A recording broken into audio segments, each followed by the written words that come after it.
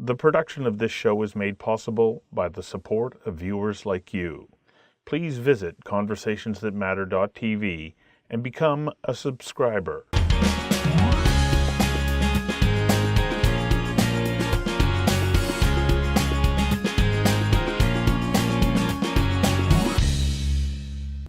Welcome to Conversations That Matter. Today we're talking about the movement of ships and tankers on the coast of British Columbia. Joining me now is Mike Manier. Mike, welcome. Who is going to be our guest today? Stu, Captain Kevin Obermeyer. He's the president and CEO of the Pacific Pilotage Authority. It's a crown corporation responsible for piloting large vessels in and out of our harbors on British Columbia. Of course, his agency and he himself is right at the center of this whole controversy around more proposed shipping of bitumen and liquefied natural gas to Asian markets. Captain Obermeyer will, of course, point to the Pacific Pilotage Authority data that 99.9% of the shipping that's gone on in recent years, no spills. And, of course, he has to contend with the issue that everyone raises when they want to talk about opposing more shipping, the Exxon Valdez. In 1989, of course, 25 million gallons of crude going into a pristine environment in Alaska. But, of course, you know, in British Columbia, much of this debate falls around, is any risk worth having when it comes to shipping? So I'm sure Captain Obermeyer will have some very interesting data on that front. Well, one of the things that he does point out is that the Exxon Valdez did not have pilots on board, and this is a very significant component. And he talks a lot to the professionalism of that group of dedicated mariners. That's right, and these folks are conducting thousands of shipping exercises and activities already. You know, we have to remember we have very active ports already in British Columbia. The pilots are on board any of these large vessels over 10,000 tons. And again, a safety record of 99.9% is pretty good. So it'll be interesting to hear how he thinks we're going to be able to move this debate forward and potentially significantly increase this shipping activity. Well, it was a very interesting conversation that we had with him here on October the 6th. Let's go to that conversation now. Captain Obermeyer, thank you for joining me. We live in interesting times, especially when it comes to the movement of ships, freight, and oil on the coast of British Columbia. One thing that I'd like to clear up right now, are we moving oil on the coast of British Columbia? Absolutely. And we have for many, many years, probably upwards of 50 years right now, as far as I know. 50 years? 50 years. There seems to be this common perception that there's some kind of moratorium on the movement of oil on the coast of British Columbia. Any idea where that came from? I think I do. There is a moratorium, but the moratorium is not on movement of oil tankers. The moratorium is on drilling for gas and oil in the area. There is an exclusion zone, which people get confused with the drilling for oil and gas. So the exclusion zone that we have off the coast was pretty much a voluntary situation put in place by the Canadian Coast Guard and the government. And what it is designed to do is to keep the tankers that are traveling between Alaska and the United States far enough off our coast so that if they did have an issue, that we can get tugs to them in a reasonable amount of time. Have we ever had an incident with one of those tankers? In the 21 years that I've been here, we've never had an issue with a tanker. I know of a barge that had an issue. It was the Nestaka spill back in, I think I'm correct in saying, the late 80s. I'm not completely sure about that. But with respect to the tankers, we have had no oil spills from a tanker. Zero. You know, you talk about back in the 1980s, and we know that the Exxon Valdez happened in Prince William Sound in 1989. Right.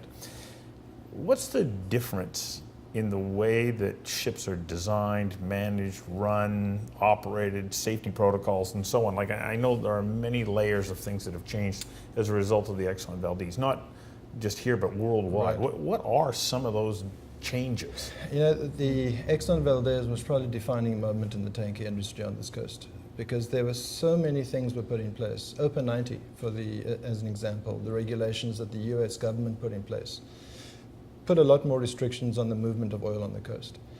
And then it goes much further than that, because at that time you had an oil tanker with a single hull. There was no pilot on board. There were no tether tugs to assist it through its passage. Those are just a few of the things that have changed. If you look at the overall record of oil spills worldwide, they're on a continual downward slope. You don't have this huge spikes that you used to in the late 70s and early 60s. So we've come a long way since the Exxon Valdez, but everybody keeps showing that as an example of what's bad. And I agree. We do not want to see oil on our coast. I live here. This is part of my being. I have friends who live off the sea. So my job is to ensure that we try and keep these tankers safe. Safety is the concern. I don't want to be an apologist for the oil industry or sort of say, oh, well, I have complete faith in this. But from what I've seen, and I've had the benefit of traveling to Norway, Sweden, the Shetland Islands, where they are moving oil in tankers in some pretty tight waterways, the level of security and professionalism in the movement of those ships is incredibly high. Can we match that here in British Columbia? I think we have to. I don't think there's a question of can we match it, we have to match it. And if you look at the record that you presently have with the Kinder Morgan vessels leaving Westridge terminals, we've been doing that, as I said, for over 50 years. But all along the way, we've been putting more and more safety measures in place. So with that in mind, if you look at what we have right now, we have all the vessels that are loaded have tethered tugs. We have 2 pilots. We've introduced personal pilotage units, which is a standalone navigational system that the pilot carries on with their equipment. It's all these little things that you put in place that you go, well, there's so many more levels of safety with a tanker, call it a tanker but a liquid bulk vessel, a crude oil carrier, than we do have with the freighters. How many pilots on board a tanker versus a container ship? So on most container ships, you'll have 1 pilot, unless you're going to be going over an 8-hour period, and then you put 2. But there's only 1 on the bridge at a time. With the tankers and liquid bulk carriers in general, we look at it a little differently. In the narrow areas, such as Harrow Strait Boundary Pass, or going through second areas, you actually have 2 pilots on the bridge. That's the big difference between when people say, well, you have 2 pilots on other ships. No, we don't have 2 pilots on the bridge on other ships. We have 1 pilot sleeping and 1 pilot working. What's the benefit of having 2 pilots on the bridge? There's a checks and balance. So if you look at the levels of safety, let's talk about that for a minute. If you look at a ship, a well-found, well-built, well-run ship, that's your first level of safety. Then you've got your crew, that's another level of safety. Well-trained, excellent, there's another level of safety. When you put the pilot on board, 1 pilot, you've got an additional level of safety. What's come out in a couple of incidents around the world is that there's a culture that some crews don't want to challenge the pilot. That's changing. However, by having 2 pilots on the bridge, there's not going to be any issue with a pilot going, what's happening? What are you doing? What do you mean the crew won't challenge the pilot? There's a bit of a cultural phenomena where in some of the Asian countries in the world, they defer to the pilot rather than jump in and say, stop what you're doing. By having 2 pilots on board, you take that issue away. Let's talk about exactly what a pilot is. How do you become one? A long road. So a pilot is usually has been a captain for at least 10 years. He needs to know this coast like the back of his hand, because we do have quite a unique system on the West Coast. So they're not a captain like maybe out of the Mediterranean or operating in the Indian Ocean, or they've actually been a pilot on this coast. Correct. Now you can, we do have in our rules, you do earn sea time if you were deep sea, but only a very small portion of the total.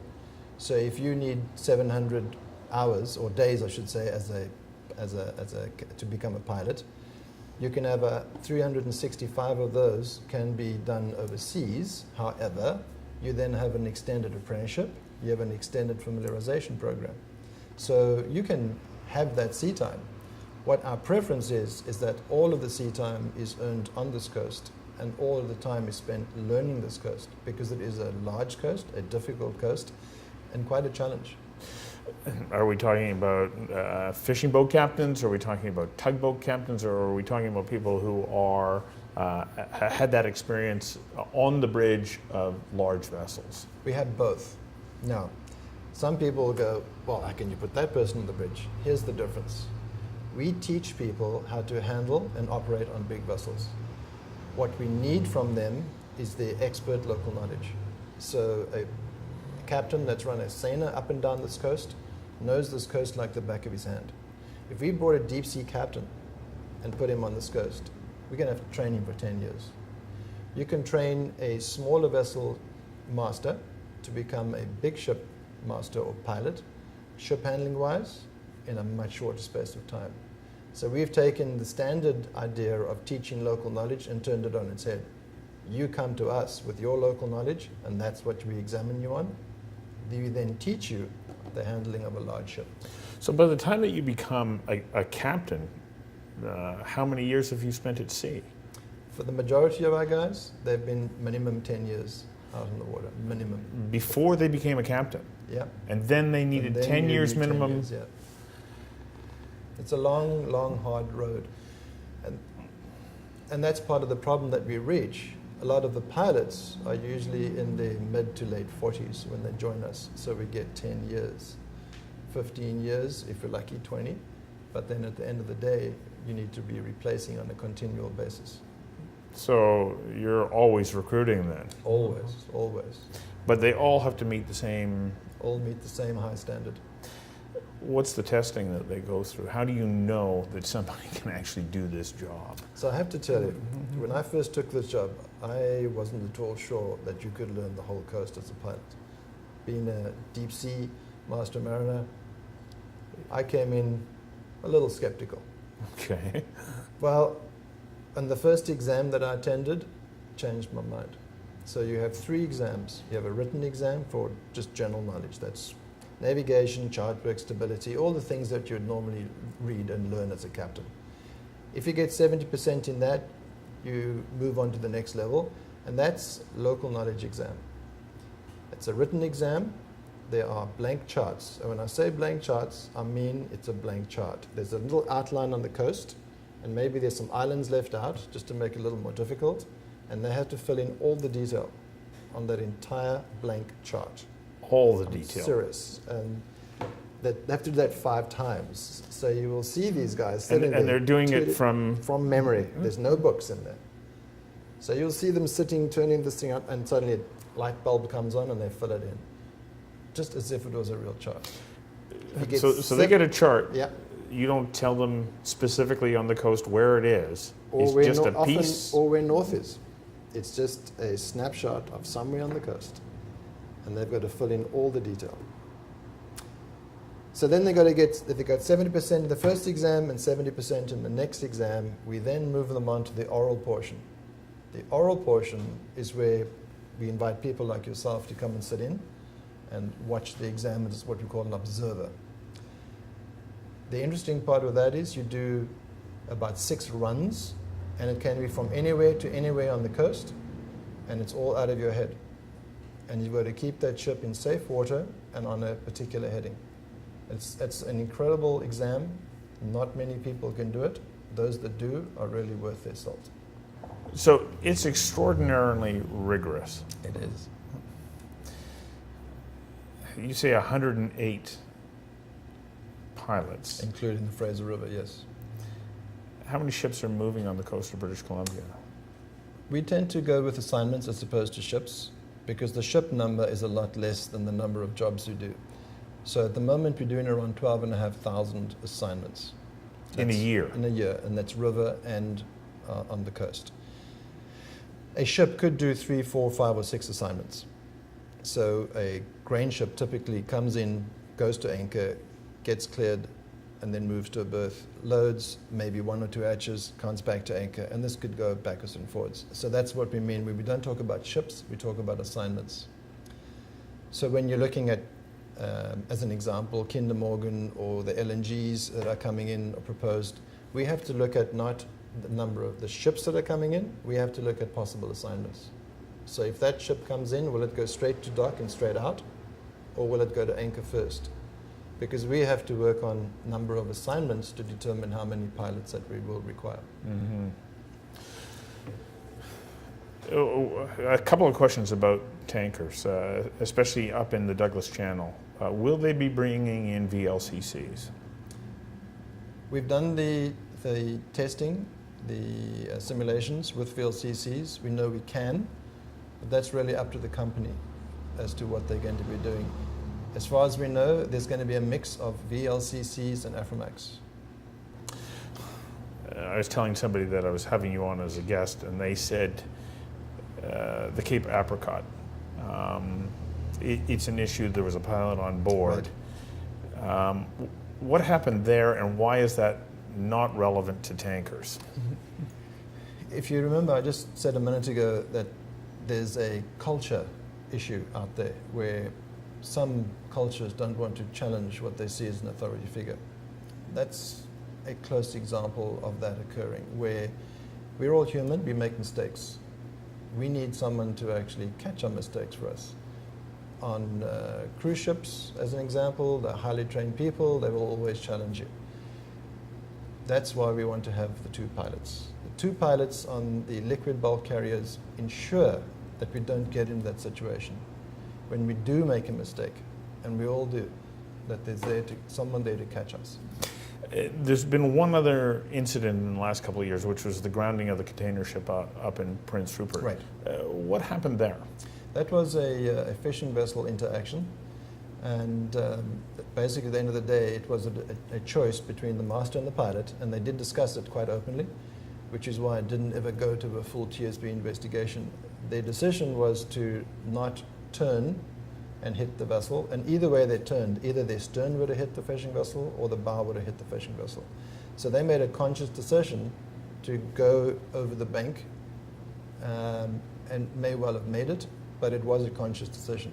And we've had other incidents, another incident like that, where a pilot has made a conscious decision to ground on what he knows is sand to avoid a collision with the So what happens then if there is that same tanker fishing vessel interaction? What happens then? Because do you then go, okay, what's our decision here? Right.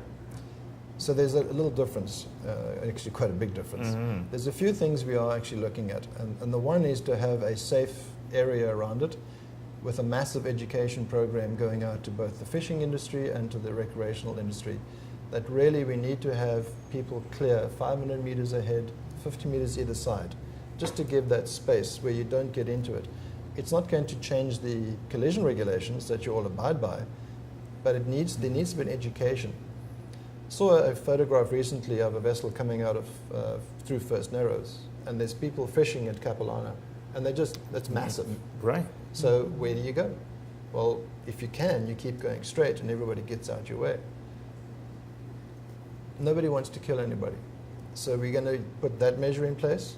The tankers and the LNGs, we're looking at having a guard, somebody running ahead to avoid that kind of situation. All of these things work well when you're dealing with liquid bulk carriers because they are at the next level of safety. Not so well on freighters, where you've got no tether tugs, no guard, no second pilot. Not to say that it's bad because you have so few of those incidents anyway, but if you look at the track record and where did we have the incidents? Our incidents are with freighters. It's not with tankers. So you need to stop and ask yourself the question, why doesn't that happen?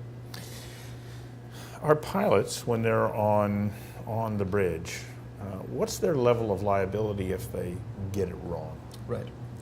So that's a common question people want to know. Their level of liability under the Pilotage Act is civil liability. So I do something real silly and I cause damage to the vessel. Their limit is $1,000.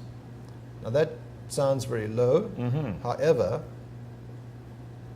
if you want people to come into this profession, either you're going to pay a huge amount of money to hire their services because of all the insurances you require, or you have a government looking after the insurance side through an act and limiting their liability. But that said, if there's death or if there's oil in the water, the pilot can be criminally liable. So the pilot can go to jail.